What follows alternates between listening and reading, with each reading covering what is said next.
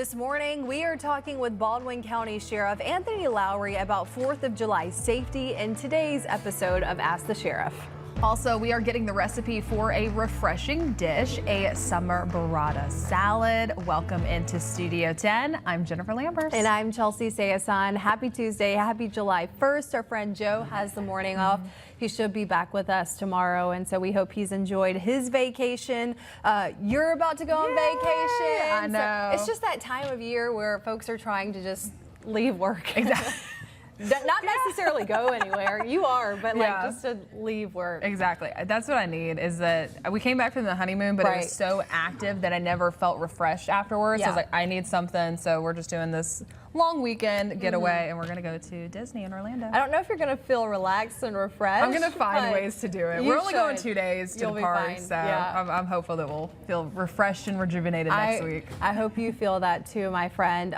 This one woman who took out a lot of money to buy Princess Diana's dress probably feels refreshed and rejuvenated. She was so excited. She bought the dress that Princess Diana wore to visit children in hospitals and sold at an auction. Get this, that single dress for more than $500,000. This is it. Wow. So the floral dress, known as the Caring dress, went for $520,000 at Julian's auctions.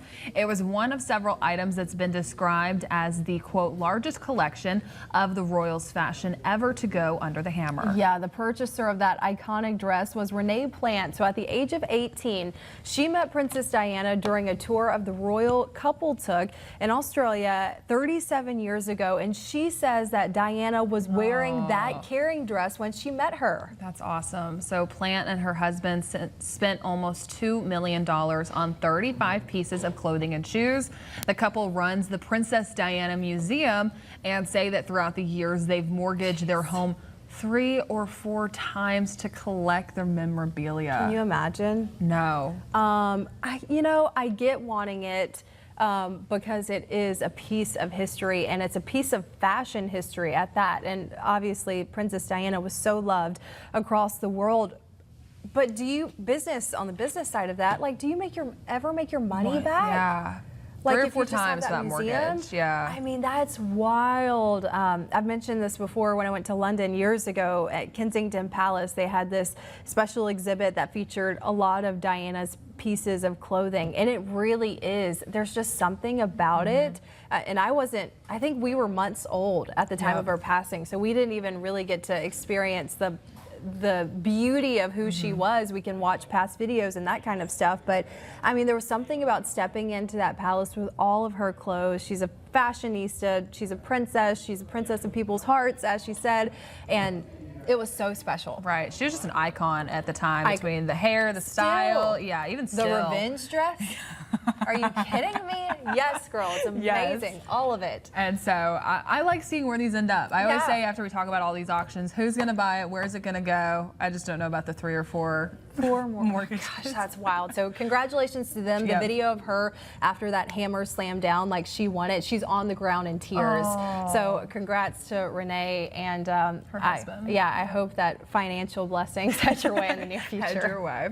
Well, have you heard of the term fridge cigarette? It is a new way of talking about having a Diet Coke while on a work break. Never heard of it. So think of it as the traditional smoke break, but with a soda. The term fridge cigarette is now growing in popularity, especially on social media. One of the first posts to use the term on TikTok in early June and now has nearly 4 million views. I get a Coke break. I get it. I do too. I try to stay away from it, especially at work. If you're working Monday through Friday, that's 5 days a week. And if you create a habit 5 days a week, that's probably not good when it comes to soda. So I've tried to sub in LaCroix or sparkling water, and it's done the job. If anything, I don't know if it even needs to be the new smoke break. I know a while ago they used to just go and congregate at the water jug and just kind of talk there. I think if anything, this is more of a correlation to that. Right, just to take a break from work. Yeah, you go to in the break room, you crack a cold one.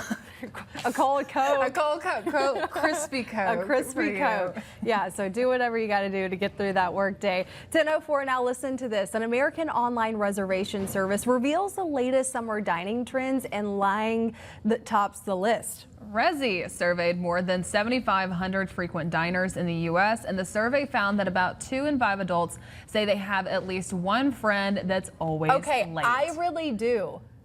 Do you always have a friend that's late? It's me. Oh, you? I'm the problem, it's me. Okay, so you don't have to experience this No.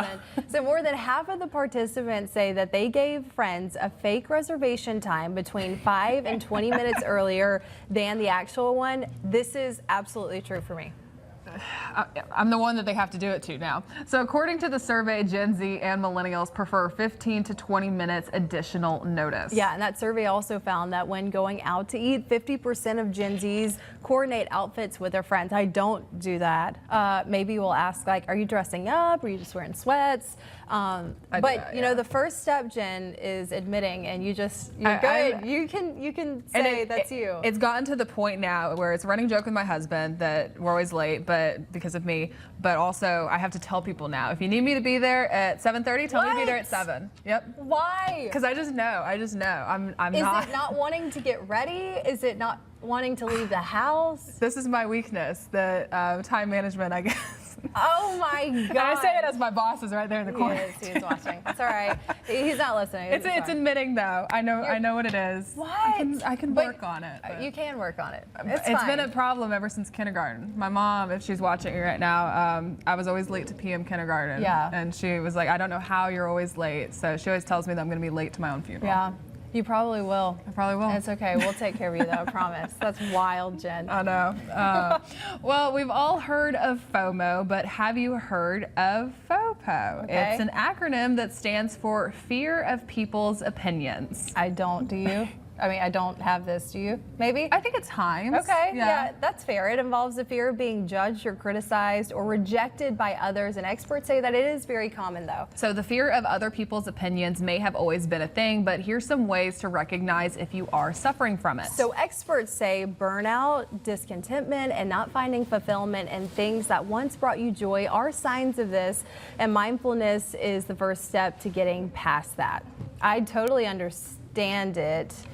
I don't know. Yeah, I feel like if anything, social media has Oh, for probably sure. really highlighted this. Yeah. At the end of the day, be nice to others and Yes. be kind to yourself, and then we won't have to worry about this, right? Yep, that's what I've learned is that life's too short to be mean, and so just And to care what people think. yeah, focus on yourself. Do what makes you happy. Exactly. So something to keep note of. We also keeping note of the weather forecast for this week, a big week. Yes, it is a big week. And so we started off this morning with some of those showers. Meteorologist Matt Barentine, he was keeping you updated earlier on Good Day Gulf Coast. Still just tracking some of the isolated showers out there, but as I mentioned, extremely isolated to start off for today. We're seeing some of that sunshine. It's warming up. It's feeling sticky and humid out there. Improvements closer towards Conecuh County. We're starting to see some of that quiet down closer towards Burton and Evergreen, and on the Florida Panhandle, just starting to see some of that tracking on the south side of Milton there. Offshore showers just south of Pensacola Beach, so it's looking a lot better, but just wait for more rain potential is on the way heading into this afternoon and this evening.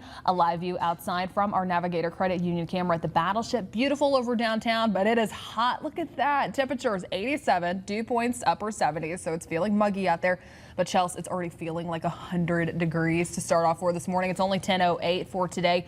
Big difference from yesterday. Those temperatures all across our area, upper 70s, lower to mid 80s so far to begin. But that high humidity has our feels like temperatures just ranging in those mid to upper 90s, especially seeing the majority of that on the west side of Mobile Bay. But as we do get further along into this afternoon, as mentioned, we will have more of that rain potential, pop-up showers and thunderstorms, some of which could pack a little bit of a punch with those heavy downpours, frequent lightning, and some loud thunder.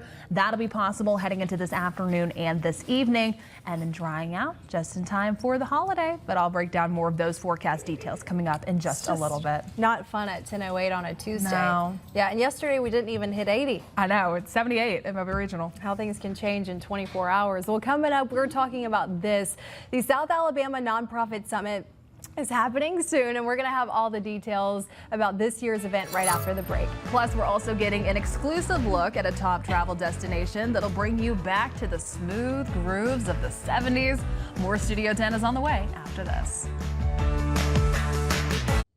Your backstage pass awaits at Disco Show, a new Las Vegas experience where you don't just watch a show, you're part of it. The travel guy, Gabe Saglier, joins us now with a preview.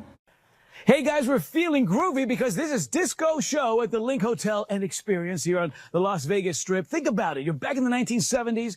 You're in one of the hottest disco clubs in New York City. We started the evening at the Glitter Loft. A couple of maybe Harvey Wall bangers to loosen the hips. And here we go. This is where the magic happens. We've lit up the dance floor and my friends are already shaking their groove thing. We got Anthony up there showing up. We got Tina shaking it up. And of course, this is OK. He's going to show us a couple of dance moves here in just a little bit. But think about it. This is Disco Show, not a show you watch from a distance. You are in it. You are immersed in it, and you are interacting with these dancers. You're taken to the dance floor for a 70-minute extravaganza, no intermission, learning a couple of new moves and making some new friends along the way. Disco Show. This happens twice nightly, Wednesday through Sunday, a 14 and up experience, and one of the best times you're going to have on the Las Vegas Strip. Now, this summer, not just about the 70s, the 80s are back with a vengeance as well. The new kids on the block, yeah, they're back, baby. Their first ever Las Vegas residency. It's called The Right Stuff, happening at the Dolby Live Theater at the Park MGM. I spoke with Donnie Wahlberg just a couple of days ago about how Vegas itself is a big inspiration for this brand new show. I don't know if it's the inspiration of Vegas, it's the aura of Vegas, but something has inspired us as a band to tap into things that we never have before. I just want to tell. I want to like spoil it every day, and I can't. But it's very cool. So the new kids on the block, The Right Stuff, beginning June 20th. Not to be outdone, of course, the Backstreet Boys also back, and they are in Vegas for an 18-show residency at the world-famous Sphere, July and August. So check that out. Other big names that'll get you out here this summer: Boyz II Men, Lenny Kravitz, Bruno Mars, Beyonce, Lady Gaga, Kelly Clarkson. The A-list roster goes on and on and on. Can you dig it? Now, let's stretch your travel dollar and remind you that there are several free experiences happening in Las Vegas as well. Don't overlook them. At the Bellagio Hotel, in the lobby, at their sunlit atrium there, the Botanical Gardens with exhibits throughout the year. They've just launched a beautiful summer exhibit, again, totally free. And because it's warming up out here in Las Vegas, it's pool season, baby. Hotels like the Cosmopolitan, the Fontainebleau, doing their dive-in movie experiences, free for guests of the hotel, but otherwise just 10 or 15 bucks for the rest of us to enjoy the pool action and watch some great films. You can find out more about this, of course, at visitlasvegas.com. Now, before we go,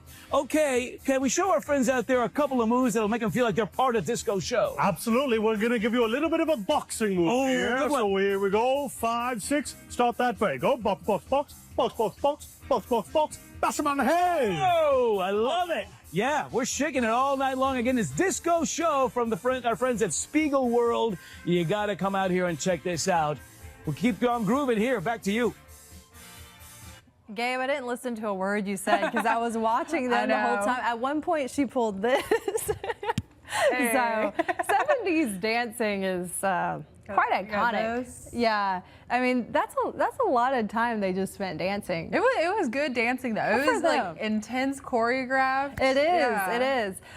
Okay, well I'll have to go back and listen because I was watching the whole time. Coming up, it's 10:19. I'm sitting down with Baldwin County Sheriff Anthony Lowry right after this break. We're going to tell you how you and your family can stay safe during the 4th of July celebrations happening this week. Yes, and also I'm going to be talking more about your forecast, what we're tracking down at the beaches, the heat out there, the humidity, plus also some more rain and storm potential. I'll be breaking down more forecast details coming up when we come back.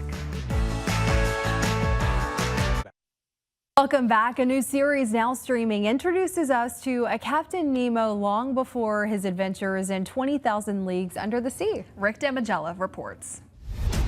So many things we will see that no one has ever seen. The origins of Jules Verne's Captain Nemo are explored in Nautilus. We are taking control of the Nautilus. We'll use it to escape. Nautilus is an origin story of the Captain Nemo story, which is very much inspired by his monologue on his deathbed in The Mysterious Island, which is the other book that deals with him. This Nemo, what did you make of him? He is a convict. He is a pirate. Stubborn. Brave. Angry. It's huge and it's an iconic character. But luckily, this is the origin story. So you get way more free reign. We've got 10 eps to explore it. So I get way more things to do. I'll see your hunt until the ends of the earth. You'll be hunting in the wrong place. It's got the huge set piece sequences. It's got the underwater stuff. It's got the technology. It's got the sort of sci-fi element. It's got the Indiana Jonesy mummy type sort of Pirates of the Caribbean fun adventure thing. But with the backdrop of that is a very dramatic, emotional story of a man hell-bent on revenge. So it's got everything. Doesn't matter whether you chose to be here or not. All that matters is that we are each other's best hope. In Hollywood, I'm Rick Damagella. Well, there is still more to come on Studio 10, but first, let's go ahead and check in with our Ashlyn Mitchell with a preview of what's coming up on Fox 10 Midday. Good morning, Ashlyn. Yeah, good morning to you as well, Jen. Here are just a few of the headlines that we're following at 11. First, it's a historic day for the Port City as Amtrak makes its grand return. Our Brendan Kirby will be live from a news conference, so we'll have all the details of the service start date, ticket information, and much more coming up at 11. And then starting today, you can expect to see even more commercials before movies at AMC theaters all across the nation, and we'll explain that. Of course, Jen will have your Tuesday forecast as we head into the July 4th holiday weekend, so don't go anywhere. Fox 10 Midday is right after Studio 10. Welcome back. Hot dogs, watermelon, a good barbecue, and fireworks. All the things that you might associate with 4th of July. But how do those spectacular displays that light up the sky actually work? Fox News correspondent CB Cotton has more from New York. The biggest firework holiday in the U.S. is quickly approaching. I don't think there's an American alive who can think of the 4th of July without thinking about fireworks. But how do the colors, sparkles, and sounds come about? Chemistry professor Marcy Towns says the anatomy of a firework is key to its explosion. You have a tube that the charge goes down into, and there's a fuse, and you ignite the fuse. When the fuse burns down, it hits a black powder charge that propels the firework up into the sky. While fireworks can change colors based off the chemical composition it's made up of, some are harder to create than others. If you see a beautiful yellow firework, which is pretty common, that has sodium in it. Blue is the hardest color to make. It has copper compounds in it. Nearly all of the components needed to make up a firework, including aerial shells, paper rockets, and sparkly fountains, are imported from China. But with the ongoing trade fight between the U.S. and China, it's sparked uncertainty on whether next year's displays will skyrocket in price. In 2025, the consumers will largely pay what they paid last year, but we will not escape it if the trade war continues and the tariffs continue through into 2026. The fireworks industry is closely watching those tariffs in preparation for next year's Independence Day when the U.S. turns 250 years old. In New York, CB Cotton, Fox News. Well, taking another look at your forecast and a live view outside from our all-in credit union camera at Dolphins. Again, traffic still moving smoothly in and out of Wallace Tunnel from this view. So in case you're going to be traveling eastbound anytime soon, it looks to be moving okay into Wallace Tunnel. But we're only going to continue to see that traffic growing and growing as we do get closer towards Friday. Now, the temperatures out there right now resting in the upper 80s, dew points upper 70s. So that's some muggy air in place. Once really we get to that mid 70 to lower 80 range, that's when we really start to feel some of the mugginess out there. And it's also leading to our feels like temperatures feeling 13 degrees warmer, more like the triple digits. Now later on today, temperatures going to be maxing out mid to upper 80s, possibly a few 90s out there.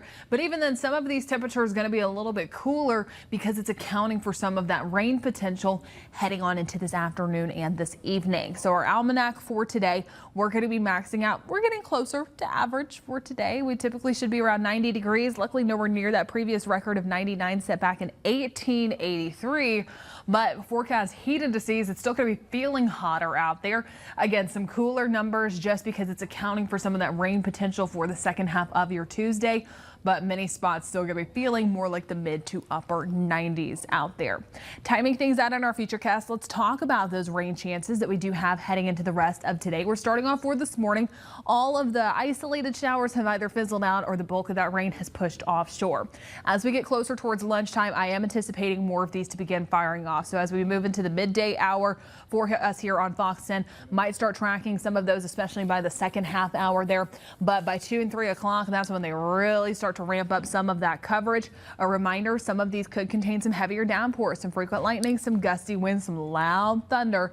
Until some small hail can't be ruled out at any of these storms, as the environment's still pretty favorable for that with that heat and that humidity. So 5 o'clock, still noticing some decent showers out there. This one we might have to watch out for to see if it has some decent winds in it once we get further along into this evening. And then once we get near sunset, really right before the 8 p.m. hour, a lot of these storms, they lose that fuel. It's the daytime heating. So we start to see some of that coverage beginning to drop down just a bit, but it still shows some of those showers even lingering a bit, staying a bit stationary, heading further on into tonight. The Rip Current Risk at our local beaches, it is moderate for today, low heading into tomorrow and Thursday. Hopeful to have some nice improving water conditions out there. But as we do take a look at the next 7 days, look at that. We are turning quiet by the time we make it towards the July 4th holiday. Shaping up to look better, but the trade-off is going to be those temperatures maxing out in the mid-90s. It's going to be hot and toasty. Find some ways to cool down. I'll talk more about your forecast coming up on Fox 10 Midday. Chelsea. Takes off. My mind went here, my brain went here when words came out. So it was worded funky. Yes. So essentially, though, they can just go through those stop signs, red lights. They don't have to wait. The key is, Jen, especially in Dallas-Fort Worth, this time of year, you can't have like anything frozen or cold. It's going to get hot pretty soon. At least it'll travel pretty quickly. Right. It's an insulated bag. So if you've ever heard of the term "as the crow flies," how it's a lot quicker. Yeah. That's pretty much, think of it as the drone. I know. Get there a lot quicker, bypass that horrible traffic. Wonder what too. the weight limit is too on your delivery. There's got to be something. Yeah. I bet it's like 8 to 15 pounds. Probably. I'd be curious though. That's a good question. Well, red snapper season is down to 4-day weekends from what had been a 7-day-a-week season, and changes to the size and real limits where for several other popular species are also now in effect. Our Hal Sherrick has your look at the new limits and why they're needed. As of June 22nd, the Alabama Department of Conservation and Natural Resources estimates the overall red snapper catch at just over 264,000 pounds. The total allotment for this year is nearly 3 times that, so fishing will continue until that quota is reached. Starting this week, recreational anglers will only be allowed to target them on Friday through Monday. It's a longer season than we've had in many years, and fisheries officials encourage anglers to keep reporting their catch. Director of the Marine Resources Division of the Alabama Department of Conservation and Natural Resources, Scott Bannon, says this year's season started off with good weather offshore, but hasn't impacted the overall catch. The weekday fishing didn't make the numbers jump up. It just gave people more opportunities to go on the days that work well for them. So I think we're going to be fine through the rest of the season. And, we're starting the 4-day weekends starting this weekend. There are several other notable changes to the saltwater fishery signed into law June 17th. Because of recent fishing pressure, the daily bag limit for sheepshead has been lowered from 10 fish to 8. Anglers targeting red drum or redfish can no longer keep an oversized fish as part of the daily 3-fish bag limit.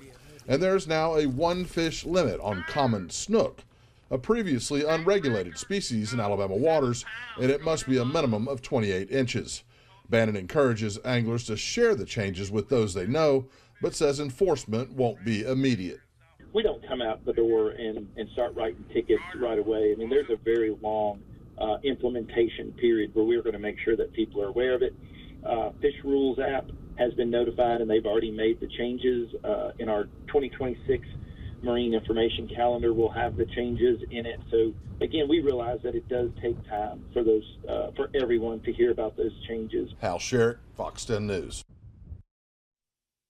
Well, welcome back in.